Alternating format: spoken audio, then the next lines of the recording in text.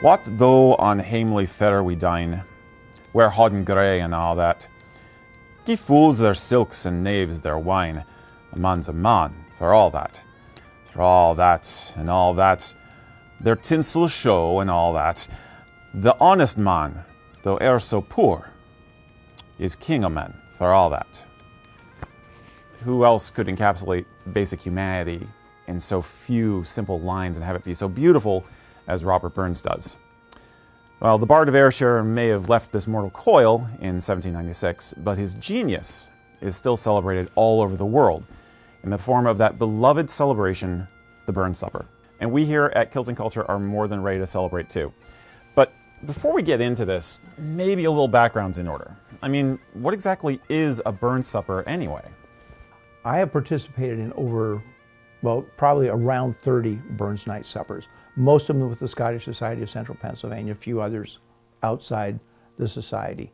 Robert Burns lived a very short time, 1759 to 1796. Was born on a farm, grew up there, but left and moved to the city, moved around a bit. He was a poet and a songwriter, and a lot of his perhaps poems became songs later. He's known as the Bard of Scotland. A lot of people think of his life as being one of being a womanizer,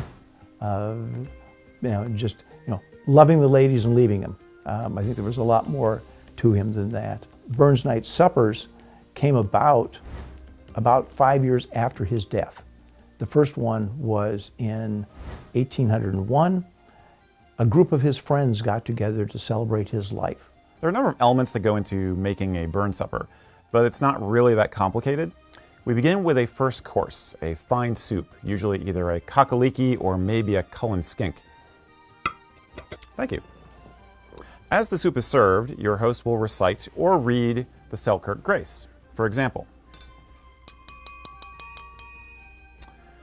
welcome everyone. I'm so very excited that all of you could join us tonight in celebrating our beloved Robert Burns, his spirit, and of course his poetry. As Rabbi himself once said, "Some ha meat and canna eat, and some wad eat that want it, but we ha meat and we can eat, so let the Lord be thanked." So please enjoy your soup. You're going to eat soup for a few minutes, and then the next and most essential part of our party is going to begin. That is the celebration of Scotland's national food. And naturally, it's going to begin with bagpipes.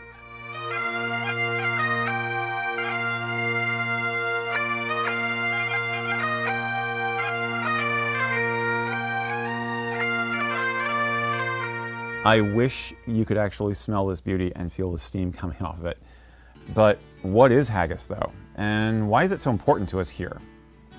Haggis has a very prominent place in a Burns Night Supper, so much so that it has its own musical element where it is piped in around the room, and everybody stands for the haggis. It is given this wonderful prominent place in the tradition of Burns Night. There is a poem written specifically for the haggis.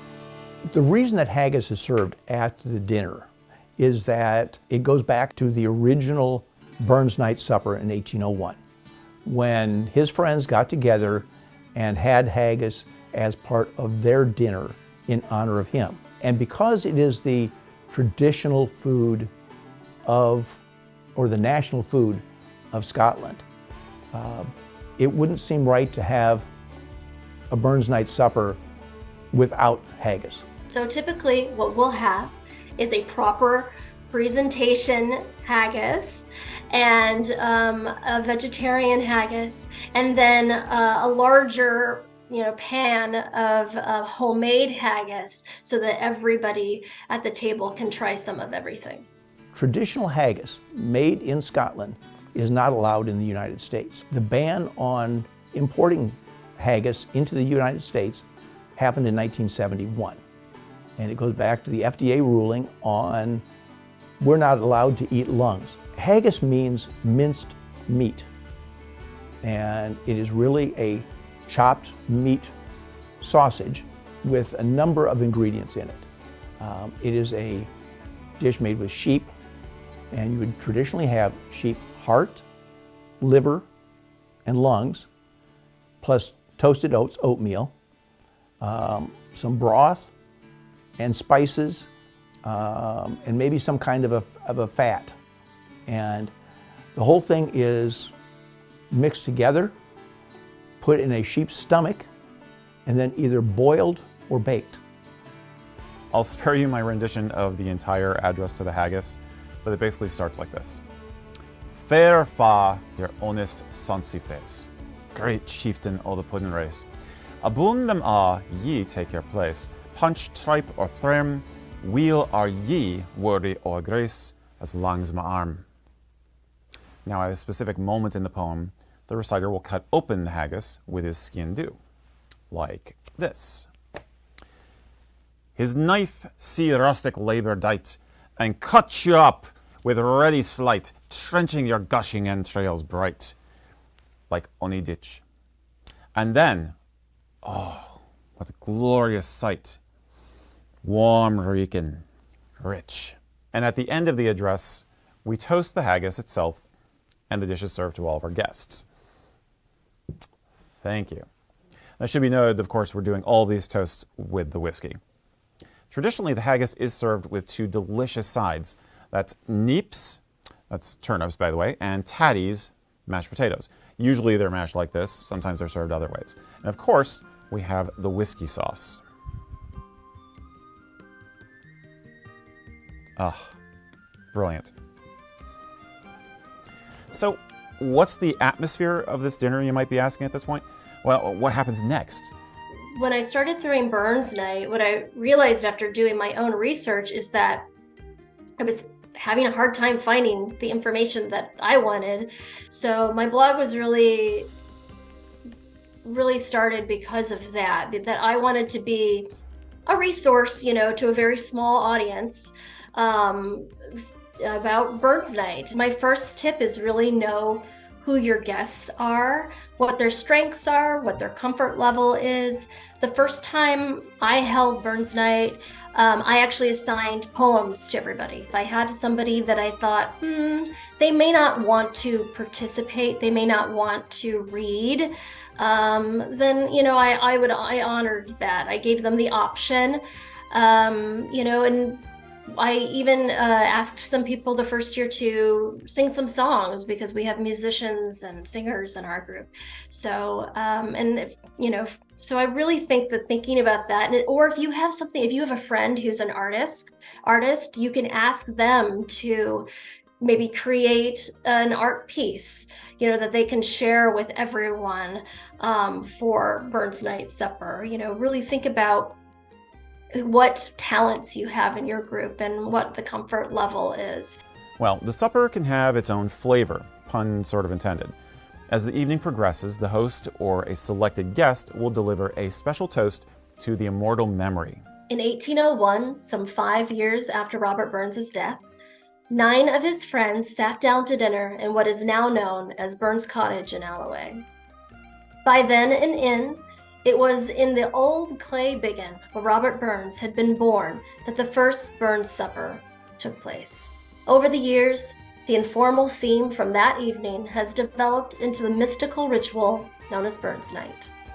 I ask you all, Scott or not, to fill your glasses and raise them high to the immortal memory of Robert Burns. Now, you might think after a serious, important toast like that the evening's going to get a little bit somber or serious. Nope. Like Burns himself, everything is meant to be witty and lighthearted and full of life. So with that in mind, we're going to keep the poetry rolling. As a guest, you are cordially invited to also present a reading. Now, don't fret, nobody is demanding that you do homework for this. A good host, such as myself, will try to have a few popular and easier to read selections on hand in case someone just feels like jumping in when the spirit moves them. Popular items might be A Red, Red Rose, or A Man's a Man, or To a Mouse. We'll all be dining and listening together. Until, towards the end, we get 2 more toasts, to the lassies and to the laddies. So the toasts to the lassies and laddies. So the first toast that comes up would be the toast to the lassies, which will be a male speaker talking about the virtues and downfalls of being a woman. And then the reply is going to be the toast to the laddies. These are both very humorous speeches traditionally, and typically the toast to the laddies is used to absolutely eviscerate the person who just gave the toast to the lassies. To honor the man from my heart, mine own heart, I say this. It's easy to smile when all that's worthwhile is a lassie on your arm. Her face be bright and sunny, but oh, beware that face ensnares, and in your pockets her hand is thumbing money. The moral of this being, if you have love, love only her, especially if you write a poem about it. And listen to the thoughtful things she tells you, for she is only trying in her modest way to keep you alive. Okay, so you see what I mean about how this is a really light-hearted occasion, right? There's often one last recitation to sort of cap things off. Sometimes it will be one of Burns' more grand works. I myself am very fond of Tam O'Shanter, but you might want to consider the length of the poem to make sure people aren't getting bored. My recommendation, no matter what, don't let the host or your speaker be too far into their cups. Well, that's about the end of the festivities, except of course for singing Auld Lang Syne. Thank you so much for joining me for this Burns Supper. Until next year, Sláinte mhath. Highlights of my first remembrance of my going to Burns Night suppers. One of the very first things I do remember, though, is our daughter when she was about 3 years old.